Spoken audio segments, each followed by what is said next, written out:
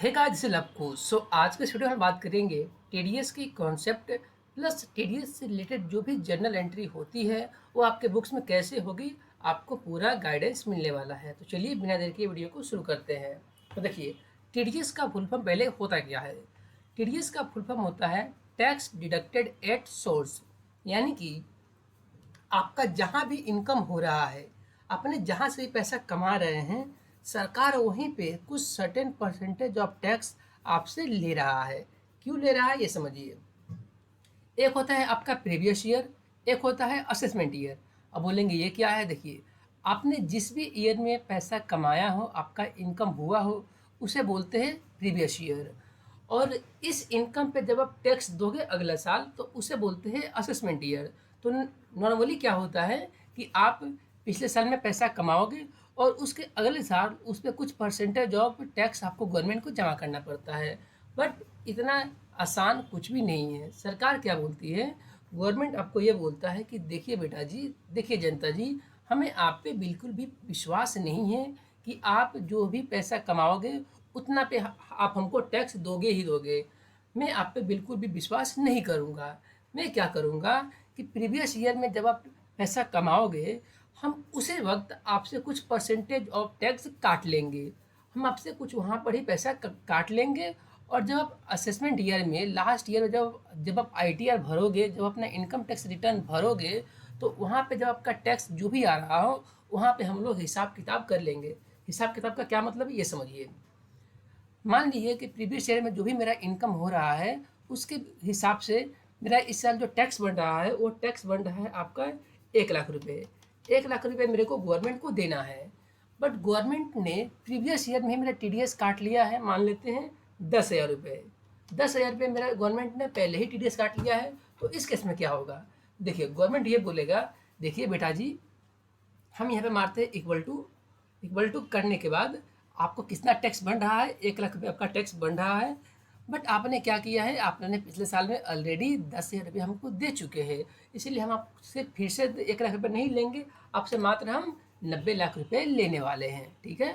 अब मान लेते हैं उल्टा केस। उल्टा केस क्या है, आपका क्या हुआ कि आपका जो टैक्स बन रहा है वो आपका मान लेते हैं 20,000 रुपये।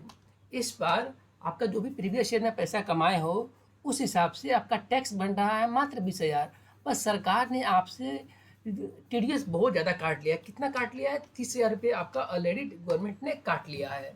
तो इस केस में क्या करेगा गवर्नमेंट, बोलेगा सॉरी जनता जी, आपका टैक्स ज़्यादा काट लिया। तो ये जो 10,000 मैंने ज़्यादा काटा, इसको इंटरेस्ट के साथ में, इसे इंटरेस्ट के साथ में मैं आपको रिफंड कर दूंगा। तो ये हुआ आपका पूरा का पूरा इनकम टैक्स का कॉन्सेप्ट कि टीडीएस क्या होता है और ये कैसे काम करता है। अब इसके आते हैं प्रैक्टिकल कॉन्सेप्ट पे कि अगर आप एक अकाउंटेंट है या फ्यूचर में आप अकाउंटेंट का काम करने वाले हैं, तो अगर आपको टीडीएस का कॉन्सेप्ट पता लग गया तो अब इसका एंट्री कैसे होगा बुक्स में वो समझते हैं बिना किसी देरी को। और वीडियो समझ में आए तो वीडियो को लाइक करना एंड चैनल को सब्सक्राइब करना बिल्कुल ना भूलें। ठीक है। अब देखिए, यहाँ पर आते हैं टीडीएस का कॉन्सेप्ट के ऊपर। एक यहाँ पे कंपनी है लक्कुस एंड कंपनी। इसको एक बिल रिसीव हुआ है एबीसी एंड एसोसिएट, जो कि एक सीए फर्म है। तो लक्कुस एंड कंपनी ने अपना ऑडिट करवाया है एबीसी एंड कंपनी से, जिसका ऑडिट फी है 50,000 रुपये। इस ऑडिट फीस पर एबीसी एंड कंपनी ने 9% का सीजीएसटी लगाया है और 9% का एसजीएसटी लगा के टोटल बिल हो गया आपका 59,000 का। तो 59,000 का जो बिल है ये लक्कुस एंड कंपनी को मिल गया है। अब लक्कुस एंड कंपनी को गवर्नमेंट क्या बोलता है, देखिए बेटा जी, ये जो 59,000 है ये पूरा आपको एबीसी को नहीं देना है। आपको क्या करना है, इसमें से कुछ परसेंटेज ऑफ टैक्स काट के आप गवर्नमेंट को जमा कर दो। बाद में गवर्नमेंट और एबीसी आपस में समझे करे, जो होगा नहीं होगा, जो अभी हमने आपको केस समझाया टीडीएस का और इनकम टैक्स का। बट आपको ये जो पूरा पेमेंट है वो एबीसी को नहीं देना है, कुछ परसेंटेज ऑफ टैक्स काट लेना है। अब कितना काटना है, इसे बोलते हैं टीडीएस का रेट, जो कि हर साल लगभग चेंज थोड़ा बहुत होते रहता है। तो आप आएंगे यहाँ पे देखेंगे कि मेरा जिस भी प्रकार का ट्रांजेक्शन है, यहाँ पे क्या हो रहा है, लवकुश कंपनी ने एक प्रोफेशनल सर्विसेज लिया है। किससे, एविएशन कंपनी से। तो प्रोफेशनल सर्विसेज पे जो आपका टीडीएस का रेट लगता है वो है 10%। Please wait a minute.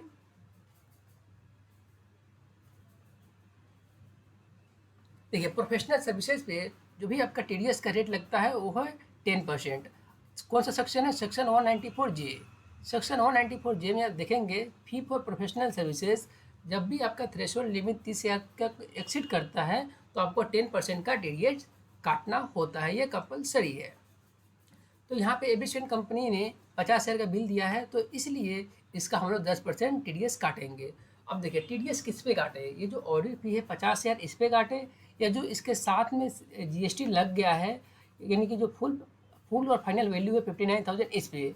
देखिए गवर्नमेंट ये बोलता है कि आपका जो ये टैक्स है, ये टैक्स पे हम आपसे ये टैक्स फिर से नहीं लेंगे, यानी कि इस पर आपको टीडीएस काटने की ज़रूरत नहीं है। ये जो टैक्स के पहले का वैल्यू है 50,000, आपके इसके ऊपर टैक्स काटना है। तो equal to this amount multiply by 10%। आपको 5,000 रुपये क्या करना है? काटना है। क्यों नहीं आया प्लीज़ देख लेते हैं, please wait a moment. Equal to this amount multiply by 10%। 5,000 रुपये आपको गवर्नमेंट को जमा करा देना है टैक्स काटने के। तो ये जो बिल है आप इसको कैसे रिकॉर्ड करेंगे अपने बुक में, ये देखिए। टीडीएस में दो पार्टी होता है, पहला का नाम है डिडक्टर और दूसरा का नाम है डिडक्टी। जो व्यक्ति टैक्स काट रहा है यानी कि टीडीएस काट रहा है उसे बोलते हैं डिडक्टर, और जो इसका टीडीएस कटा जा रहा है वो है डिडक्टी। तो इस केस में लवकुश एंड कंपनी ने टीडीएस काट रहा है तो ये है आपका डिडक्टर, और एबीसी एसोसिएट का टीडीएस कटा जा रहा है तो ये है आपका डिडक्टी। तो चलिए अब बात करते हैं कि लवकुश एंड कंपनी का बुक्स में क्या एंट्री होगा और एविएशन एसोसिएट के बुक में क्या एंट्री होगा। तो देखिए बात करते हैं हम लोग लवकुश के बुक में। तो लवकुश क्या करेगा, ऑडिट भी इसके लिए खर्चा है। तो पहले 50,000 क्या करेगा, 50,000 खर्चा बुक कर लेगा। इसके ऊपर जो भी आपका जीएसटी लगा है वो जीएसटी का कॉन्सेप्ट लगा के ये सभी को खर्चा को बुक कर लेगा। अब देखिए एबीसी एंड एसोसिएट को ये कितने अमाउंट से क्रेडिट करेगा, इसको कितना पैसा देना है। देखिए टोटल अपने को देना है 59,000, बट उसमें से क्या करना है, अपने को 5,000 रुपये टीडीएस काट लेना है। अब 5,000 देने के बाद बच गया कितना, आपका बच गया दिस अमाउंट माइनस दिस।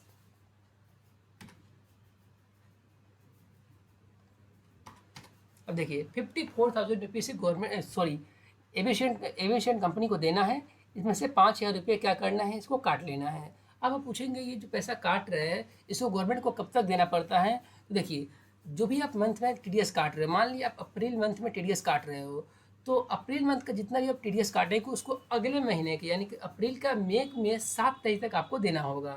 आपको ड्यू डेट दिखा देता हूँ, प्लीज़ वेट अ मोमेंट। ये देखिए अब जो भी आप टीडीएस काट रहे हो उसका अगले महीने में आपको पेमेंट करना पड़ता है। अप्रैल में जितना भी टीडीएस काटा वो 7 मई को, मई में जो भी काटा वो 7 जून को। सेम उसी प्रकार देखिए मार्च का जो है यहाँ पर डेट अलग है, मार्च में आपको कुछ एक्स्ट्रा टाइम दिया जा रहा है।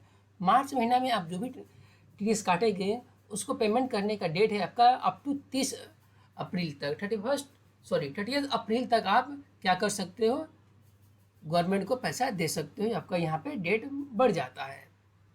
अब आप आते हैं अपने इस कॉन्सेप्ट पे, जनरल एंट्री पे। तो ये आपका पहला आपका जो खर्चा बुक करने का एंट्री है ये आपका हो चुका है। खर्चा कैसे बुक करेंगे ये देख लिए अपने कि ऑडिट फी को डेबिट करना है और एविएशन कंपनी को कितना से क्रेडिट करना है, 59,000 से। खर्चा बुक हो गया। अब देखिए अब खर्चा बुक होने के बाद क्या, इसको पेमेंट भी तो करना है। अब इसको पेमेंट करने का आपको 2 एंट्री होगा। आपको एविएशन कंपनी का जब हम लोग पेमेंट करेंगे, इसका पैसा देंगे, तो इसको हम लोग क्या करेंगे, 54,000 से इसको हम लोग पैसा दे देते हैं। बैंक से पैसा जा रहा है, यस पैसा जा रहा है तो बैंक को क्रेडिट करते हैं। दूसरा एंट्री आपका हो चुका है।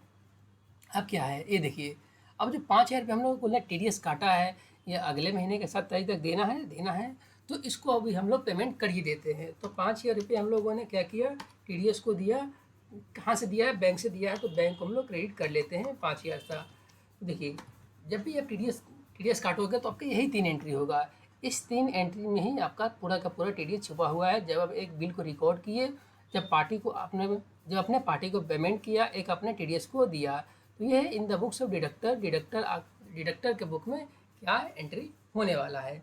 अब देखिए अब बात करते हैं in the books of deductee के बुक में क्या होगा। देखिए सबसे पहले इसने क्या किया है, सेल किया है। सेल कितना का किया है, 50,000। इसके लिए तो सेल ही है, सेल हुआ।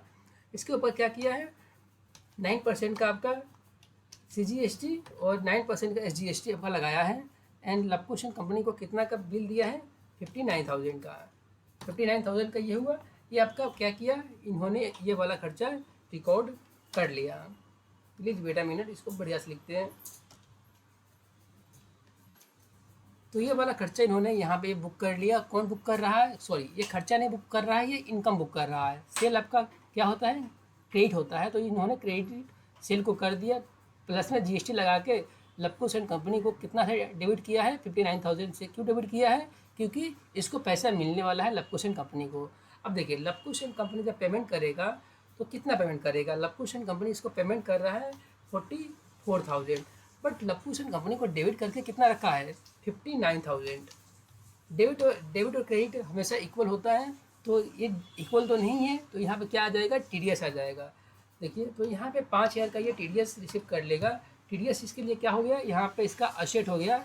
ये आपका नेक्स्ट ईयर में इसके लिए क्या हुआ? नेक्स्ट ईयर में ये टैक्स से एडजस्ट कर लेगा। तो यहाँ पे TDS इसका असेट हो गया, और यहाँ पे जो TDS है ये इनका ड्यूटी एंड टैक्सेस में आ जाएगा। सो आई होप आपको ये समझ में आ गया होगा कि in the books of deductor and in the books of deductive के बुक्स में क्या क्या एंट्री होगा। अब चलिए हम लोग टैली में प्रैक्टिकली इसे कर लेते हैं। तो